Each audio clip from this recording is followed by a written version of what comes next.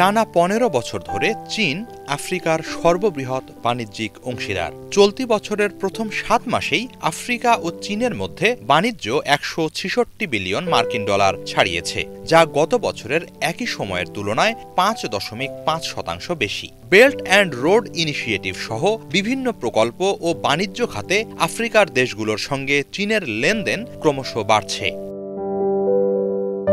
এই সম্পর্কের পরিসর আরও বিস্তৃত করার লক্ষ্যে বুধবার থেকে শুক্রবার পর্যন্ত ৩ দিনব্যাপী চায়না আফ্রিকা কোঅপারেশন সম্মেলন শুরু হচ্ছে বেইজিংয়ে। এর মধ্য দিয়ে এই দুই অঞ্চলের অর্থনৈতিক ও বাণিজ্যিক সম্পর্ক আরও গভীর হবে বলে আশাবাদ জানিয়েছেন চীন সরকারের আফ্রিকা বিষয়ক বিশেষ প্রতিনিধি লু ইয়াপসি। মঙ্গলবার সকালে এক প্রেস ব্রিফিংয়ে এবারের সম্মেলনের রূপরেখা তুলে ধরেন লু।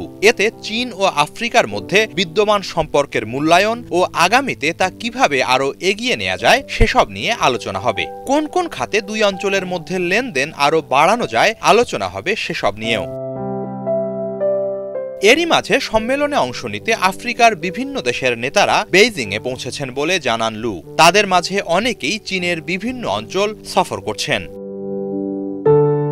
এই সম্মেলন সামনে রেখে এর আগে সোমবার বেইজিংয়ে এক বৈঠকে অংশ নেন বিভিন্ন দেশের শীর্ষ কর্মকর্তারা। সে সময় সম্মেলনের আলোচ্যসূচি ও রূপরেখার অনুমোদন দেয়া হয় বলে জানান লু।